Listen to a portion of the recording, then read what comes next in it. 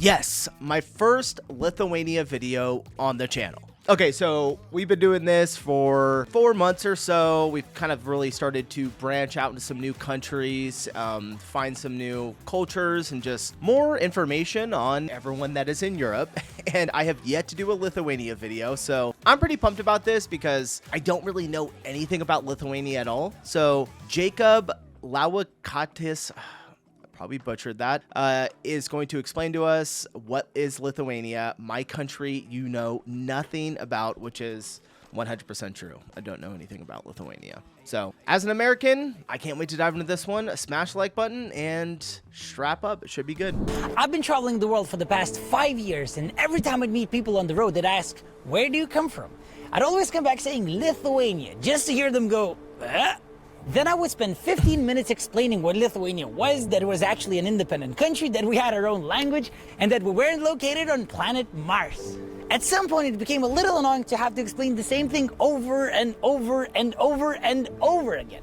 So I decided to make this video where I'll tell you everything you need to know about my beautiful country, so that the next time we meet on some random mountain in the Himalayas, you'll go, dude, I know what Lithuania is. So without further ado, here's everything you need to know about my gorgeous little country, Lithuania. Sweet. Over 2,000 years before Christ, the Baltic tribes occupied the lands of the Oh, cool. We're getting some history on it. Sweet. All right. You guys know me. I love history. These Baltic people traded amber with the Romans and then fought the Vikings. In those times, only one small tribe was known as Lithuanians, but it was this tribe that consolidated the majority of the other tribes. This process accelerated under Grand Duke Mindaugas, who became a Christian, received a crown from the Pope, and became the first and the only king of Lithuania in 1253. After his death, the Grand Duchy of Lithuania fell back to pagan ways, leading to a centuries-long conflict with the Teutonic Knights. In the 14th century, ruled by Grand Duke Vytautas. All right, we're going like speed round here. All right, so they've had one king, a lot of religious background, religious wars, I'm assuming. I don't know, let's keep going. I'm like trying to bring it in. He's going quick. I like the guy's vibe though. He's got a good delivery on his content. Lithuania became the largest country in Europe, stretching from the Baltic to the Black Sea. In the 16th century, a new threat came from the east, with Moscow rapidly gaining power. In response, Lithuania and Poland formed a Commonwealth in 1569. However, the Commonwealth lost a series of wars, and in the late 18th century, the country was divided among the three superpowers of those times, with the main Lithuanian lands falling under Russian control. By 1865, printed Lithuanian language was banned. However, knygnešiai, literally book carriers, kept the Lithuanian language alive by smuggling banned books and setting up legal schools in villages. Then, after World War I, Lithuania managed to once again become a free country called the Republic of Lithuania. I'm really curious, how many countries really kind of like came back after World War I and II? It seems like a lot of countries that have like massive history, that have been around for hundreds of years, you know, land gets taken over. And then it was like World War II was kind of like the reset to where like these countries were reestablished and kind of like given back to the people and have their own governments rebuilt. I can't name all of them off the top of my head. Obviously, Poland was one of them. Israel, most obvious country. Lithuania. There was a couple more as well. I can't remember. All right, let's keep going. The period of freedom was cut short again by World War II. Initially, Lithuania was occupied by the Soviet Union, then the Nazi Germany, but eventually fell back to the hands of the Soviet Union again. In this era, hundreds of thousands of people were killed or expelled to Siberia in cattle carriages. The Soviet occupation lasted for 45 years and only ended in 1990. A massive independence movement was established and made it clear that not even the Soviet machine was able to suppress the Baltic people's will for freedom. One of the biggest achievements of the independence movement was called the Baltic Way, which was a peaceful political demonstration organized in 1989, when 2 million people joined hands, forming a 600-kilometer-long human chain through the Baltic countries, thus demonstrating unity in their efforts towards freedom. Finally, why have I never heard about this type of history before? 2 million people building a human chain in the Baltic area. What did he say back in the, what year was it? 89. it sucks. Well, I want more European history taught in our schools. We're taught barely anything. Thus demonstrating unity in their efforts towards freedom.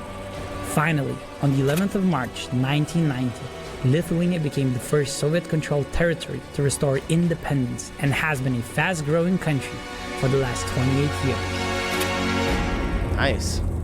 In the 21st century, Lithuania has become a super fun European country that's been run by an awesome woman president for the last 9 years. She's so cool that even the president of the United States of America fights for her attention by shoving people around. Where are your manners, Donald? What's happening?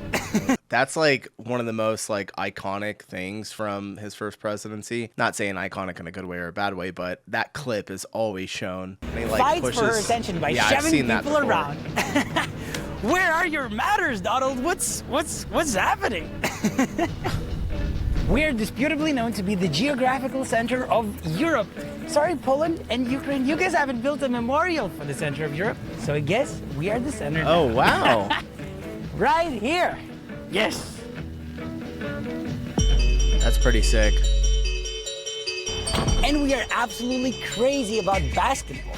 Most young kids try themselves out playing basketball. And some of them grow up to be great players, like Arvydas Sabonis, Žydrūnas Ilgauskas, and Jonas Valanciunas. Vesely, up fake, strong move! Even the Soviet Union's national basketball team at one point was comprised of 4 out of 5 Lithuanian starting players. And we are one of the only 3 teams in the world that have beat the United States at the Olympics after 1990. Foul, Odom. And the United States has lost to Lithuania.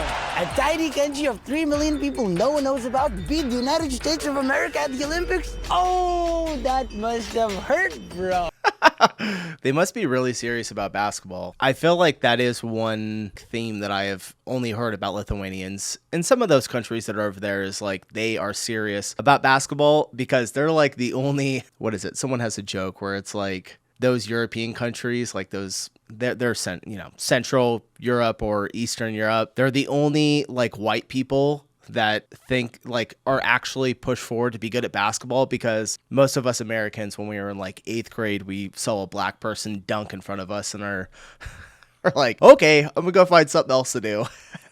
This isn't my sport. Our most famous dish is called Zeppelin, named after a Zeppelin airship. It's these huge potato pastries with meat inside and sour cream on top. We also have vedarai, which is pig's intestine stuffed with meat and potatoes and sour cream on the side. Oh, wow. If you're looking to gain another few extra kilos, check out Žemaičių blynai. Next level potato pancakes that are filled with meat and, yes, you guessed it, sour cream on top. Oh no, not the sour cream. Pancakes with meat inside and sour cream on top. I would imagine it's probably good. I mean, I don't know. That is like the most unique food I've ever heard of. Last but not least, let's not forget my personal favorite, the infamous, the legendary, the one and only, my boy, šaltibarščiai. Yes, your eyes ain't playing you. It really is a cold pink beetroot soup with dill, onions, eggs, potatoes inside, and of course, sour cream on top. What's the fascination with sour cream? Lithuania boasts 4 very distinct seasons. Autumn, when it's raining all the time. Winter, when you pray you won't freeze to death today. Spring, when the nature comes alive with the most magnificent colors. And summer, when everyone's out on the beach trying to soak up enough sun for the whole year. Spoiler alert, it never works out. Ooh, yeah!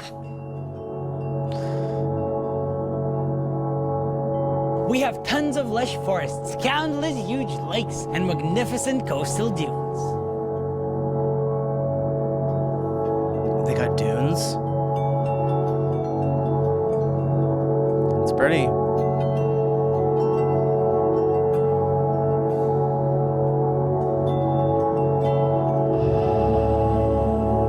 Wow, nice lake.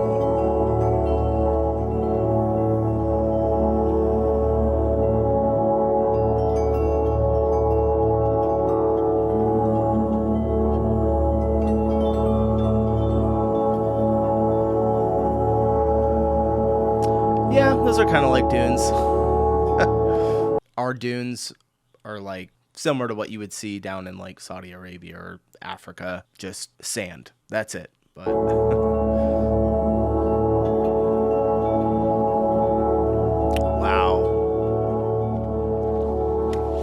crazy.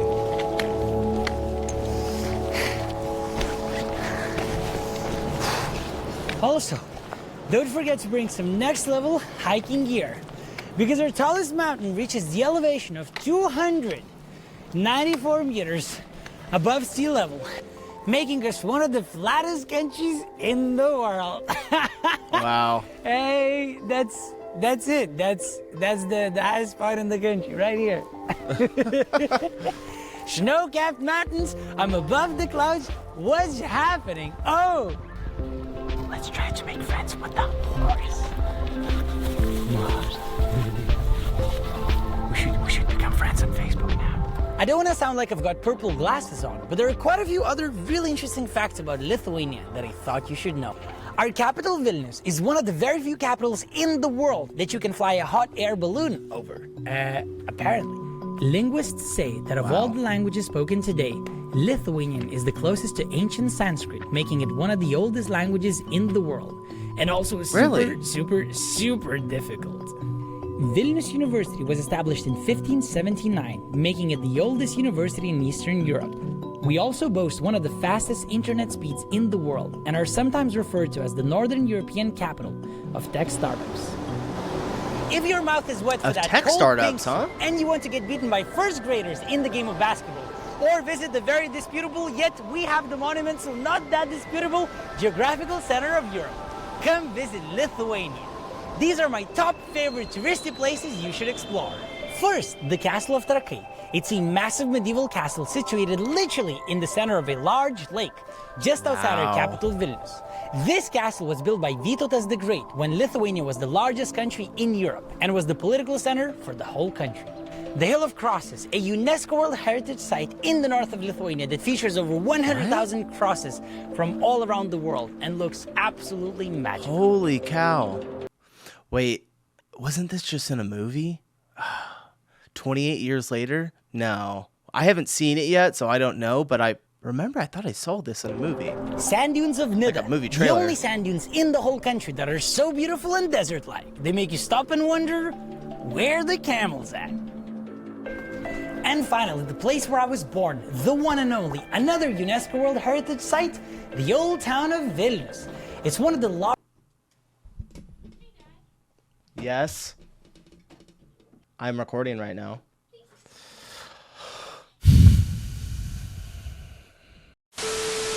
All right, let's continue. Largest surviving medieval old towns in Northern Europe that features an absolutely legendary cathedral, a gorgeous castle tower, the Hill of Three Crosses, the Republic of Užupis, and tons of other cool spots. That's cool.